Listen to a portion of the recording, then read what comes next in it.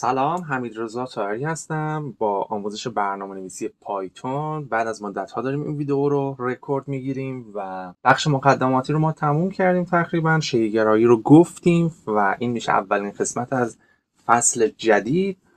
حالا عنوانش چی باشه نمیدونم و یک مرور کلی می‌کنیم. مرور که نه، یعنی با یک سری از مثال‌های شی‌گرایی و وراثت میایم جلو که چون فاصله گرفته بودیم. بعد میریم حالا وارد مباحث پیشرفته تر میشیم.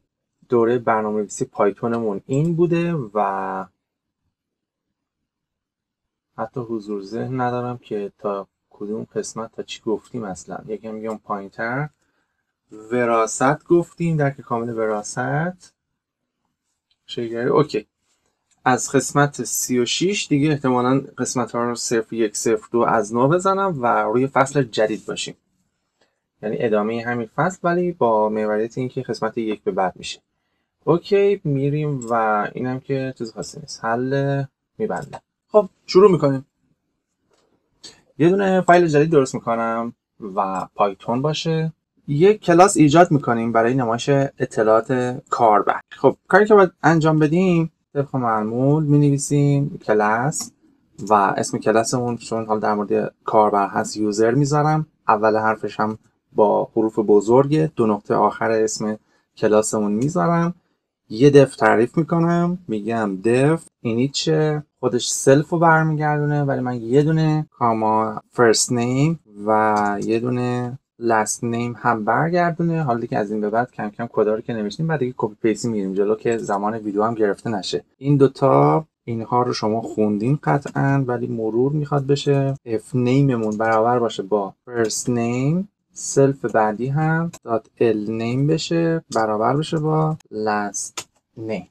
بچه این اف نیم و ال نیم در اصل این متغیرها اینها یه سازنده بودن. حالا تلفظش رو اگر اشتباه نگم کانسترکتور بود. اینا متغیرهایی هستن که اسم و فامیل کاربر رو داخل شی ذخیره میکنن. حالا ما یه دونه تابع تعریف میکنیم داخل این کلاس به نام فول نیم. میزنم دف، برای تعریف تابع با دف شروع میکردیم، میگم فول نیم چی رو برگردونه؟ سلف رو برگردونه. آخر تابعمون چی باشه؟ 2 نقطه باشه.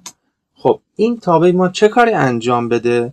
یه چیزی رو پرینت کنه. میگیم پرینت کن پرانتز باز بسته ببخشید فرست نیم و لاست نیم. البته اینجا چون میخوایم از متغیرها بگیریم من میام چیکار میکنم، یعنی یک جمله تنها نیست، میخوام لاست نیم و فرست نیم هم بگیرم.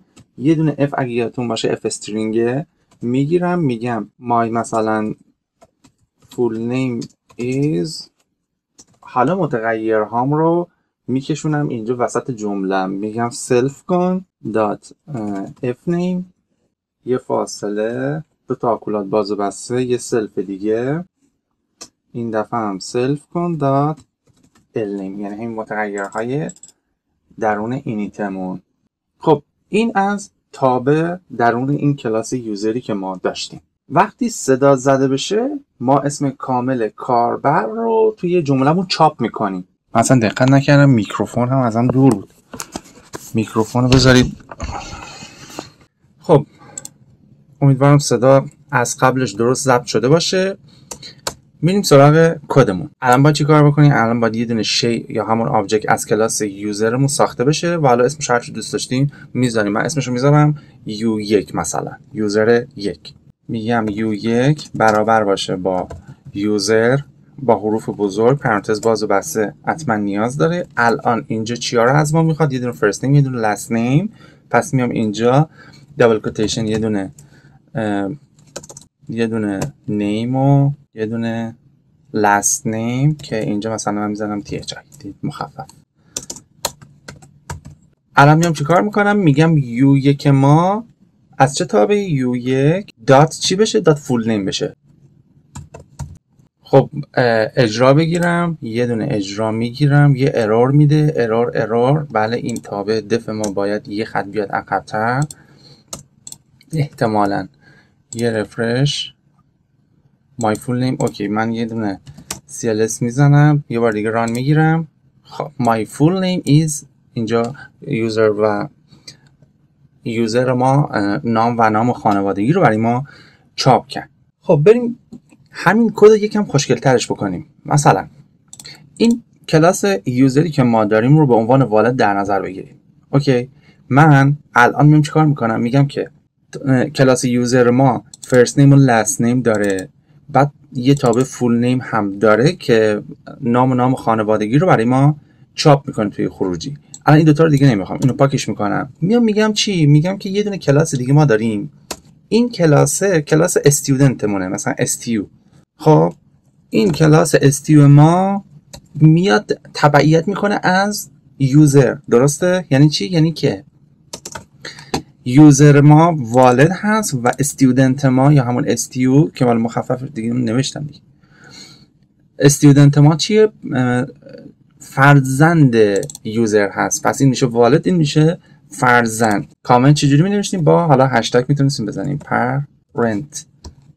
این چیه؟ این هم یه دونه 2 نقطه میندازم آخرش یادتون نره و چایلد هست. حالا این کلاس استودنت ما که از یوزر داره تبعیت میکنه، بره ابتدا همون فرست نیم و لاست نیم بگیره، ولی میخواد یک چیز دیگه هم استودنت داشته باشه. یعنی علاوه بر فرست نیم و لاست نیم یوزر که پرنتش هست، ما میخوایم یه دونه ایمیل هم داشته باشه. پس دوباره میام دف میزنم، میگم دف اینیت کن. خودش دیگه مستقیم اومد برام نوشت، حالا ننوشتم خودتون دیگه بنویسید. اینیت کن فرست نیم لاست نیم، میخوام یک چیز دیگری هم علاوه بر این داشته باشه. مینویسم ایمیل. حالا این ایمیل ما چی کار میکنه؟ میاد این تابع سوپر اینیت ما میاد چی کار میکنه؟ میگه ابتدا برو فرست نیم و لاست نیم رو بگیر.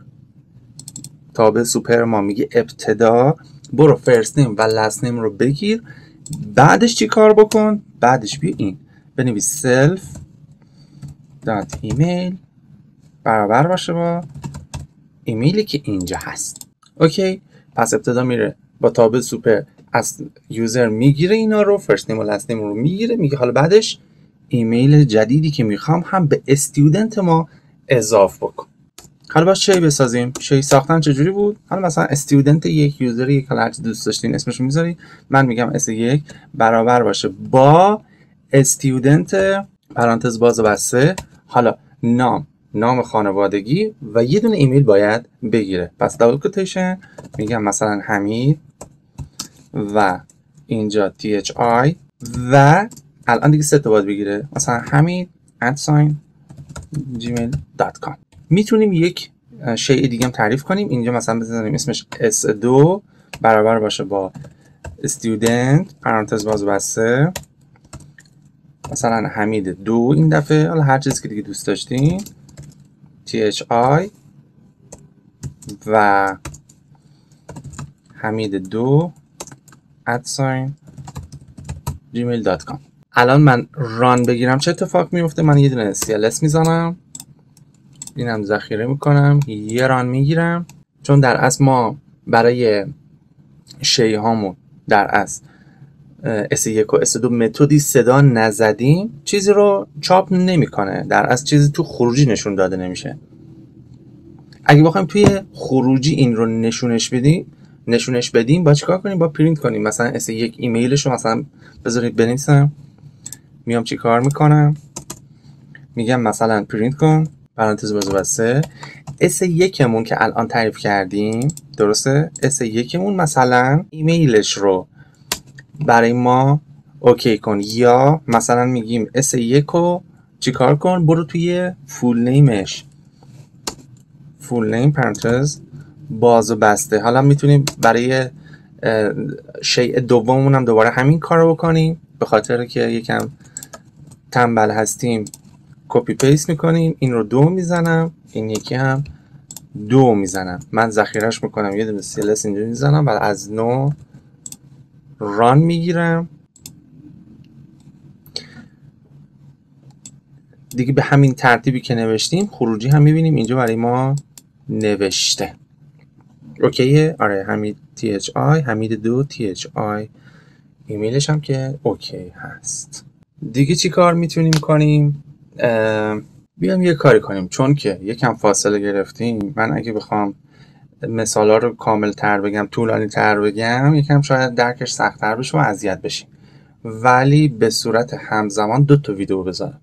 یعنی اینو الان استاپ کنم، بریم اینو شما کامل نگاه کنید، یک تمرین بزنید، من ادامه همین ویدیو رو دوباره بذارم و همین امروز، یعنی که اونایی که تا اینجا قابل درک نبوده براشون دوباره برگردن، اونایی که براشون قابل درک بوده بیان توی قسمت‌های جدید و اگه شد من یه دونه آرایه تعریف کنم، یکم پیشرفته تر کنم این کد رو.